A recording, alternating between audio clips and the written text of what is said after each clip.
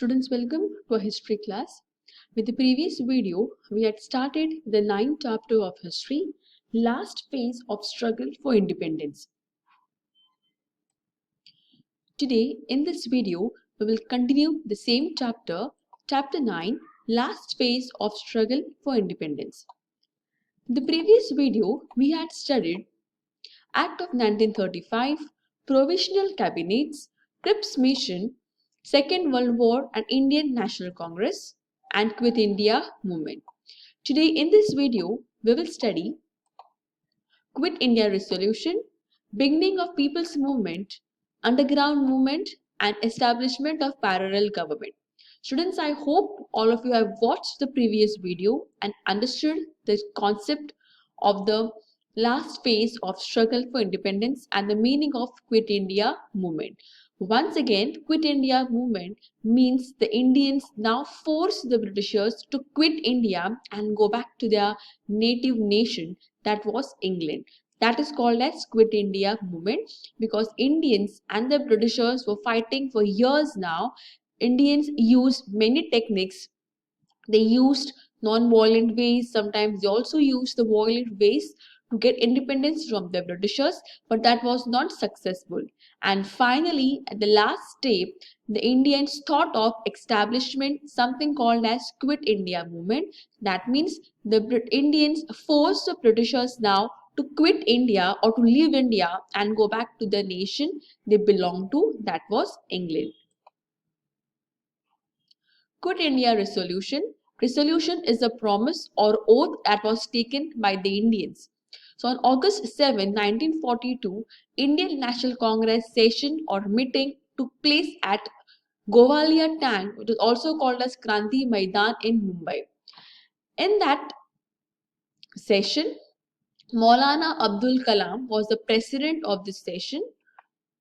British should leave India was the resolution to be passed in this session. As I said earlier, Indians were now trying to force the Britishers to leave the country of India, and therefore in this meeting that was held at Kranti Maidan in Mumbai, in this there was the resolution or a promise that was taken by the Indians that we will force the Britishers to leave India and go back to their nation.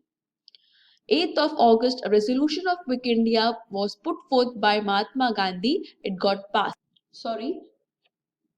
It was Jawaharlal Nehru who passed this resolution on 8th of August in the meeting that took place in the Kranti Maidan. Nationwide, it was non-violent agitation took place because people thought that we will not use violent ways, but by using non-violent ways, we will make the Britishers leave India or quit India. That was the idea of the Quit India resolution, which was put forth by Jawaharlal Nehru. In this, Mahatma Gandhi also said that every one of you from this movement onwards should behave like a free man or woman and behave like a citizen of free India. That means from this movement, Gandhiji warned people of India that we are going to behave like an independent and a free bird from the Britishers. We will not behave or not obey any rules or laws passed by the British government. Gandhiji also gave a concept of do or die, karo ya maro. At least you do something for your country or you die for your country. That was the most important encouragement or motivational line given by Mahatma Gandhi to the people of India. Beginning of People's Movement. Important leaders of Indian National Congress got arrested because of the Quit India resolution that was passed by them. Because of that reason, people took processions all over India. Procession means morchas or rallies they took part in because important leaders of the INC got arrested since they passed the Quit India resolution. People tried to control over the government offices because they were angry on the Britishers. In Maharashtra, places like Chimur, Asti, Yawali, Mahad, Gargoti had a severe, immortal struggle against the Britishers. Now, underground movement. At the end of 1945, the public movement got a new turn. The leadership of this movement went into the hands of the young activists in India. The young activists means the young people who were more stronger than the people who were a little older. So the young activists were Jayaprakash Narayan, Dr. Ram Manohar Lohia, Aruna Asaf Ali, Yusuf Meher Ali, Sujita Kriplani, S.M. Joshi, N.G. Gore, Vasantdada Patil, and Mangalal Bagadi, Usha Mehta. These were the important leaders who took the responsibility of fighting against the Britishers by using underground movement.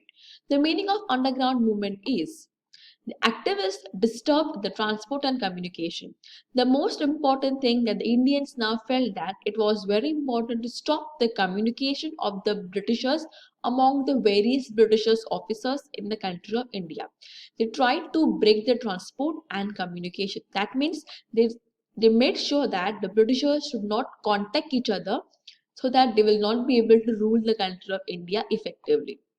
So they broke down the railway routes, telephone lines, and the bridges. These were the important ways through which the British officers were trying to communicate or transport from one place to another.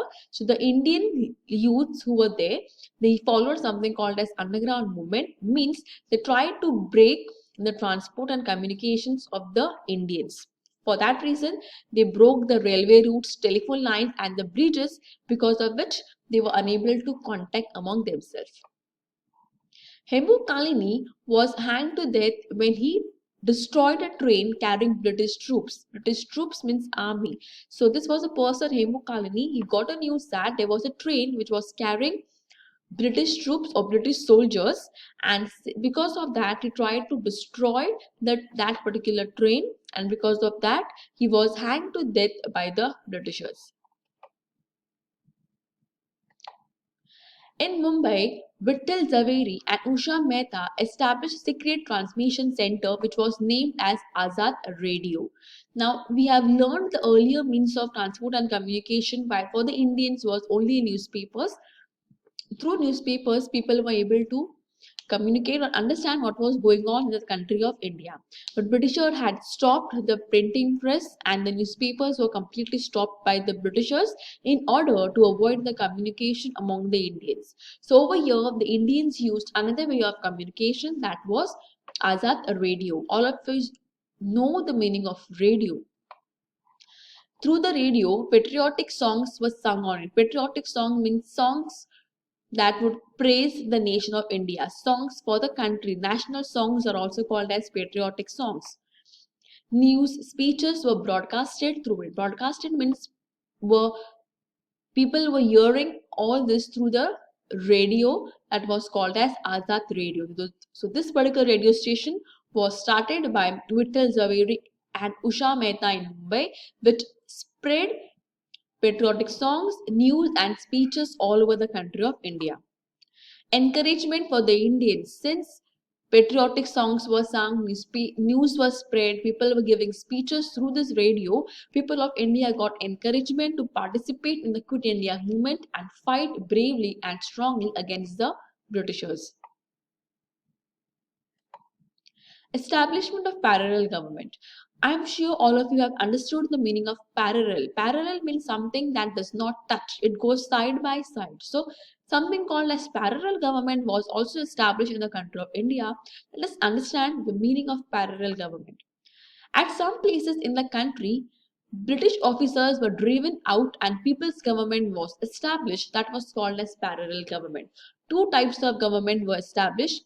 At some places in India, it was ruled by the Britishers and some was ruled by the people of India. That was called as parallel government because two types of government, British government and the people's government. People of India were formed their own government. These two types of government was formed in the country of India, were ruling in India, therefore it was called as parallel government. States that followed parallel government were Bengal, Uttar Pradesh and Bihar. In these places, two types of government took place. That means Britishers were also ruling. At the same time, people of India were also ruling. Those were called as a parallel government or the two types of government. At Kundal, under the leadership of J.D. Elias, Babu Lal he formed something called as Tufan Sena. Tufan Sena was established to collect the taxes. Earlier, the taxes were paid to the British officers. By establishment of Tufan Sena, all the taxes were now collected by the Indians. Maintenance of law and order was also taken care by the Indians, and punishment of the criminals, people who committed any crime, were given severe punishment by this Tufan Sena. Work done by parallel government was opposition to money lenders. Money lenders are the people who used to give money for the people on terms of loan. Nowadays, if we require money, we go to bank, we pay some interest, and the bank gives us a loan. So similarly, those days there were no banks. People used to take money from someone called as money lenders who would loot the people of India. So that was stopped by the parallel government. Prohibition of liquor, again, alcohol was not allowed in the country of India. Spread of literacy. Literacy means education was spreaded in the country of India. And opposition to caste discrimination. People of India should not be treated badly or they should be treated equally was the work done by the parallel government. And parallel government became a source of inspiration for the public of India, which helped the Indians to fight bravely and strongly against the Britishers. Let's summarize what we have learned. We learned in this video about Quit India Resolution, beginning of People's Movement, underground movement, and establishment of parallel government.